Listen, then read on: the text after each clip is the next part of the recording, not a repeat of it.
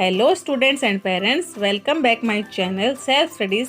मैं रेखा, मेरे चैनल पर आप सबका स्वागत। चैप्टर नंबर 4, देहात और शहर, जो कि लिखा है अभिषेक पांडे जी ने।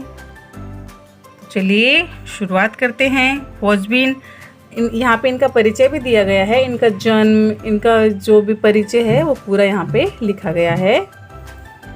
आगे बढ़ते हैं। खोजबीन, डाकघर से प्राप्त सेवाओं बताओ और संकेत स्थलों में अन्य सेवाएं ढूंढकर उनकी सूची बनाओ। सेवाओं के नाम कब ली जाती है। यहाँ पे आपको डाकघर के बारे में बताना है कि कौन सी सेवा होती है और कौन से काम आती है, कब ली जाती है। तो चलिए, प्रिय, यहाँ पे दिनांक है 1 अगस्त 2017। प्रिय मित्र शहर, नमस्कार। कल तुमसे बात हुई, मेरे सुख दुख के संबंध में पूछा, धन्यवाद। बहुत सारी बातें मन में हैं, सब कुछ दूरध्वनि पर कहना मुश्किल है। दूरध्वनि यानी मोबाइल। सोचा पत्र ही लिखूं, अब मैं अपना दुखड़ा क्या रोऊं। चलिए इस बार कुछ अच्छी बातें भी तुमसे साझा करता हूँ। डिजिटल क्रांति का थोड़ा असर हमारे गांव में भी दिखाई देने लगा है। मोबाइल के माध्यम से नित नवीन सूचनाएं हम तक पहुंचने लगी है। स्वच्छ ग्राम स्वस्थ ग्राम परियोजना घर घर तक पहुंच गई है। ग्रामजन भी शिक्षा, स्वास्थ्य, रोजगार, खेती के नवीन औजारों पर आधुनिक खेती की पद्धतियों को थोड़ा थोड़ा जानने लगे हैं। घर घर में शौचालय जैसी सुविधा के प्रति लोग जागरूक हो रहे हैं। हालांकि कुछ परेशानियां अभी भी वहीं की वहीं हैं। पीने का पानी लाने के लिए दूर दूर तक जाना पड़ता है।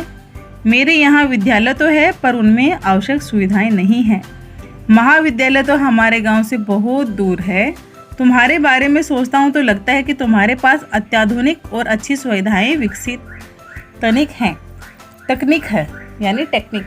तुम्हारी दिन दूनी रात चौगुनी उन्नति हो रही है। तुम कितने सुखी हो। यातायात के आधुनिक साधन, पक्की चौड़ी सड़कें, बड़े बड़े शॉपिंग मॉल और 24 घंटे बिजली की सुविधा तुम्हारी शान में 4 चांद लगा देती है। कभी कभी मन उदास हो जाता है। एक जमाना था जब मेरे यहाँ बहुत खुशहाली थी, चारों तरफ हरियाली थी, पर अब पहले जैसी रौनक नहीं रही। मैं असुविधा, बेरोजगारी, आपसी झगड़े, गुटबाजी, अशांति जैसी समस्याओं से घिरता जा रहा हूँ। यहाँ के कुछ अशिक्षित और अल्पशिक्षित लोग परिवार कल्याण के प्रति आज भी उदासीन हैं। जनसंख्या भी बढ़ रही है, उनके लिए यहाँ काम धंधा नहीं है। रोजगार की तलाश में लोग शहर जा रहे हैं, यहाँ काम के लिए मजदूर नहीं मिल रहे हैं। शहरी चमक दमक और आधुनिक सुविधाओं की ओर आकर्षित होकर लोग मुझे अकेला छोड़कर तुम्हारी ओर दौड़ रहे हैं। यहाँ स्वास्थ्य सुविधाएं भी ठीक नहीं हैं। बीमारियां हैं पर पर्याप्त मात्रा में सुसज्ज और अच्छे अस्पताल नहीं हैं। लोगों को ठीक समय पर दवाई नहीं मिल पाती। मेरा परिवार टूट सा रहा है, बताइए मैं क्या करूं। तुम्हारा मित्र देहात। अब यहाँ पे देहात ने शहर को लिखा है, मतलब शहर ने देहात को पत्र लिखा है, वापसी पत्र, रिप्लाई। यहाँ पे इसकी तारीख है 15 अगस्त 2017।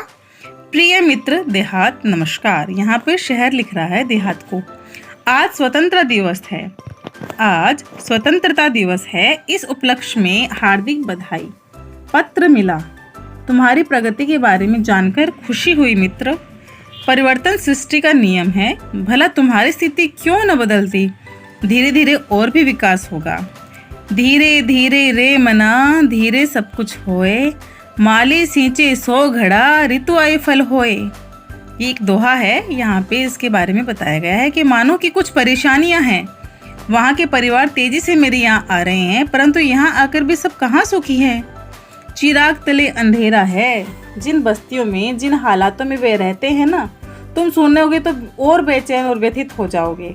मेरे यहाँ की दिन ब दिन बढ़ती भीड़ से मैं परेशान हो उठा हूँ।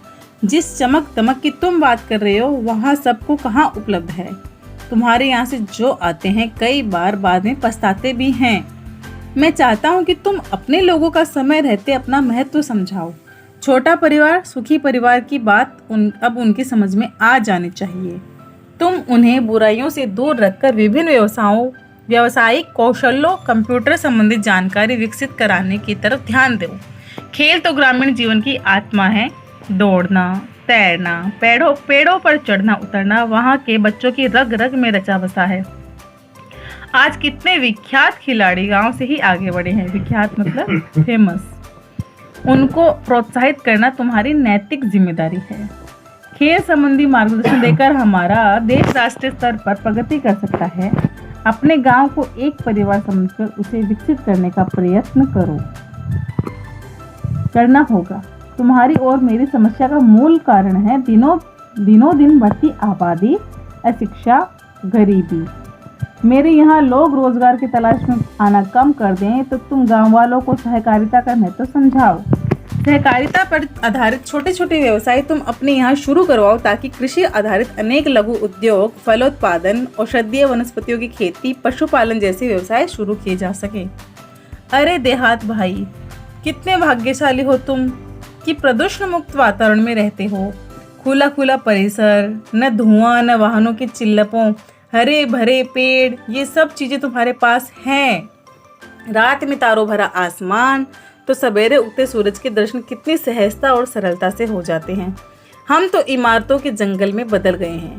खुला आसमान, बड़ा मैदान हमारे लिए कितने अनमोल एवं दुर्लभ हो गए हैं, ये तुम नहीं समझ सकते। तुम्हारे तहसील और क्षेत्रों के लोगों को चाहिए कि वे अपने क्षेत्र के सर्वांगीण विकास करने के लिए जनप्रतिनिधियों का सहयोग ले। तुम्हारे यहाँ जो बच्चे विद्यालय में पढ़ रहे हैं, यदि अभी से उन्हें सही दिशा, उचित मार्गदर्शन दिया जाए तो भविष्य में वे ही हम सबकी व्यथा कम कर सकते हैं। वे ही हमारे आशा स्थान हैं। मुझे पूरा विश्वास है कि उन पर अवश्य ध्यान दिया जाएगा। तुम्हारा अपना शहर। चैनल पर नए हो तो सब्सक्राइब करना, लाइक करना, शेयर करना। Thanks for self studies. Take care students.